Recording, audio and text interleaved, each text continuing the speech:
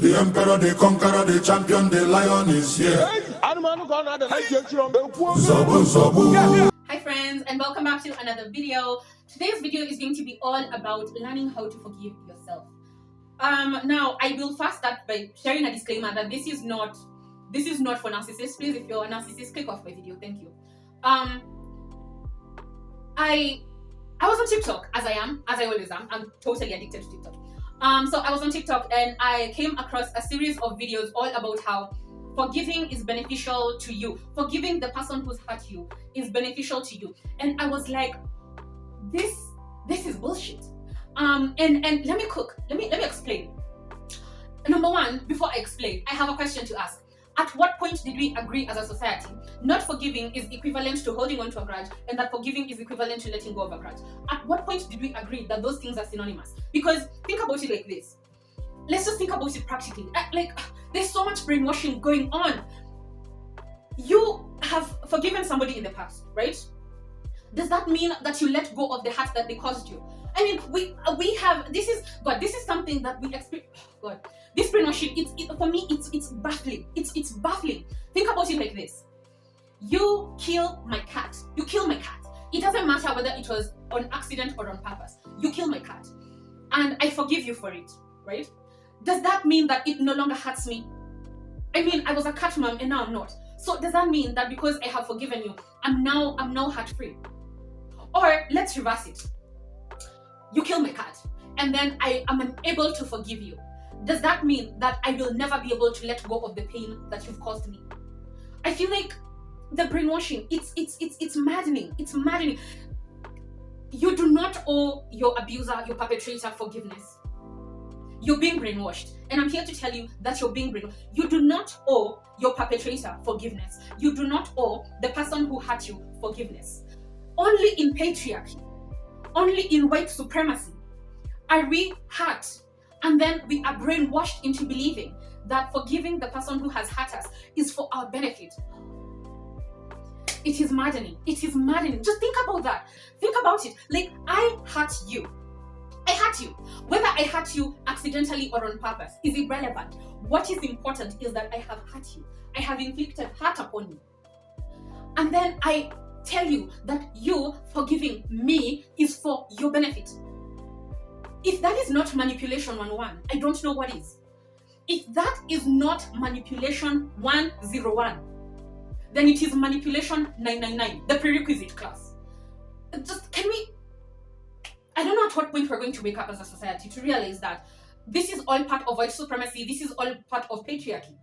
Like, I will hurt you, and then I will strong arm you into forgiving me, and then I will manipulate you. I will then tell you that you forgiving me is to your benefit. So because, okay, I hope mpaka hapo si wote tumeshikanisha. I hope hakuna mtu ameachwa nyuma na syllabus. I hope we can agree that we do not owe our abusers, our perpetrators, or our colonizers forgiveness. We will hold people accountable.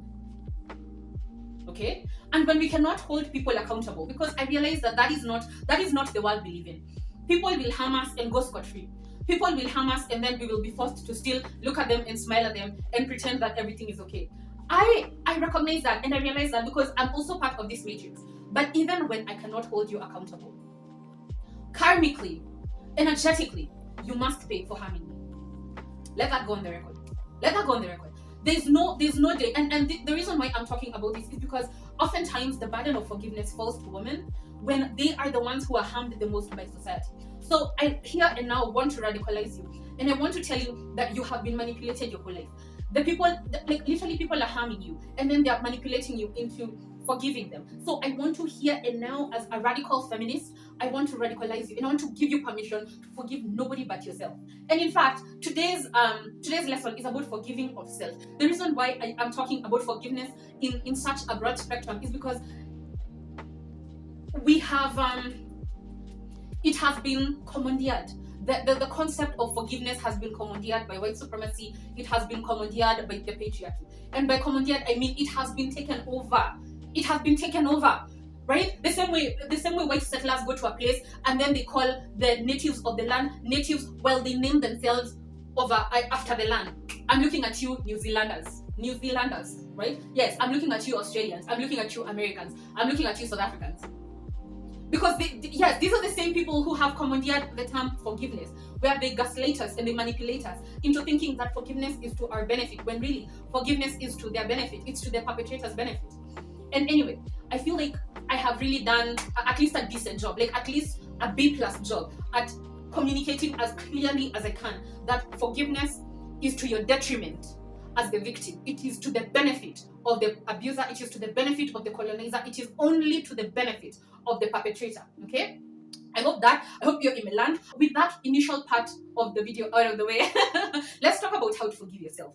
Because that is what forgiveness is for. Forgiveness is for us to show ourselves as the victims of a disenfranchising situation compassion. Forgiveness is part of self-compassion. Forgiveness is part of self-love, and forgiveness is part of self-care. That is what it's for. That is its whole purpose. Forgiveness is for you to show yourself compassion. Forgiveness is for you to show yourself love, and forgiveness is for you to show yourself care.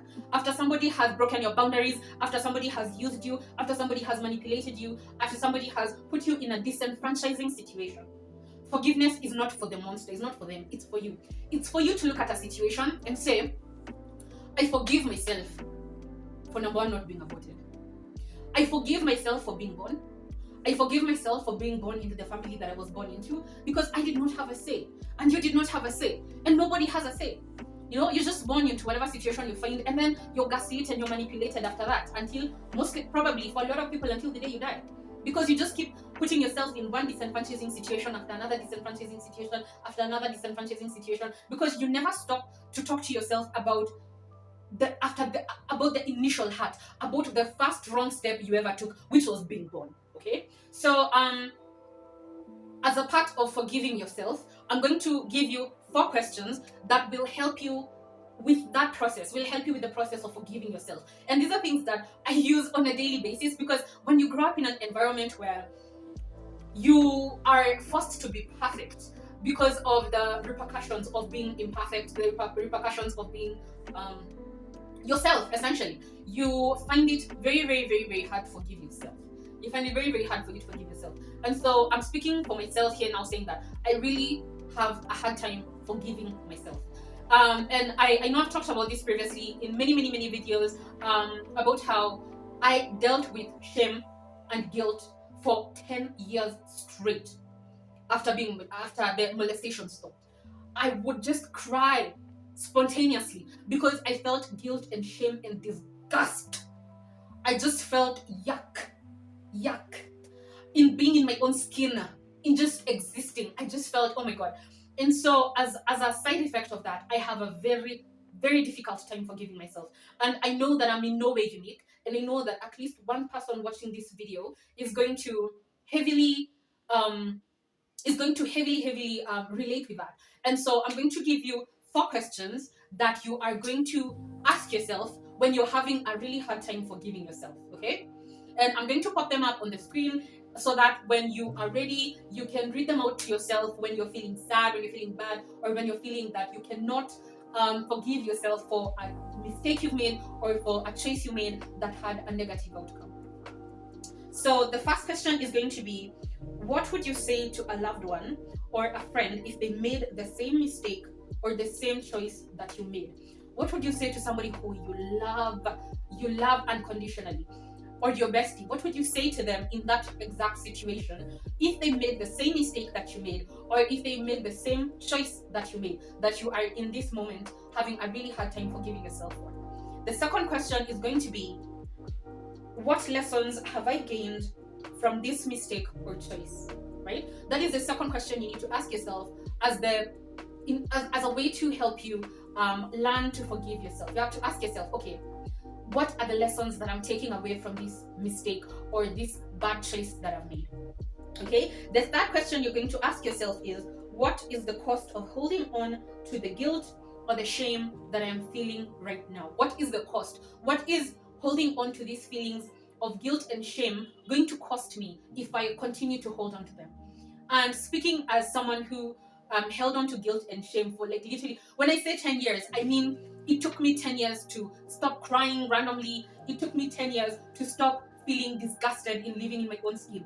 And then it's taken 10 additional years for me to finally look in the mirror and go back to my 9-year-old self and give her a big hug and tell her that it is not her fault she was a neglected child, or it's not her fault that she was put in a position to be taken advantage of the way that she was. And so holding on to those feelings just disenfranchised me further. And in all honesty, there's nothing that I could have done to fast track my healing. And so really, even when I say what is going to be the cost of holding on to the feeling of guilt and shame, it's not that I'm telling you to fast track forgiving yourself. No, that's not what I mean. It's more so for you to ask yourself why you made the choice that you made, or what informed that. And I think that would be question number 4, would be for you to ask yourself what influenced, or what made you make the choice that you made, or what made you make the mistake that you made. Because I believe that understanding the motivation behind it will go a very big step into making sure you don't make that mistake again. And that leads us very neatly into question number 5, which is, what can I do to make sure I don't make the same mistake again? And I'm going to just stop myself here and say that the point of these questions is not to make you afraid of making mistakes. No. The point is to make sure that we are learning from our mistakes, and we are growing from our mistakes, and we are not making the same bad choices over and over and over again. It's okay to make new mistakes. It's okay to make new mistakes, because mistakes are a huge part of learning and growing and maturing. And all those things are important. Like, if you're not growing, then you're decaying, no? So growth is very, very important. And if you're going to continue to grow time over time, day over day over day, week over week over week, then obviously you're going to make a mistake at some point. So the point of these questions is not to villainize yourself for making a mistake. No. The point is to make sure that you are growing, that you do not make the same mistake today and then make the same mistake a week later. Okay, that is the whole point of this whole thing. It's to make sure that you are growing, and that you are learning, and that you are making mistakes that you yourself are finding easy to forgive. That brings us to the end of today's podcast episode. If you have watched to the end, then I'm going to go out on a limb and say that you like it here. So please consider subscribing and joining the Healing Circle, and turn on your post notification bell to be notified when more videos go live, and I'll see you in the next one.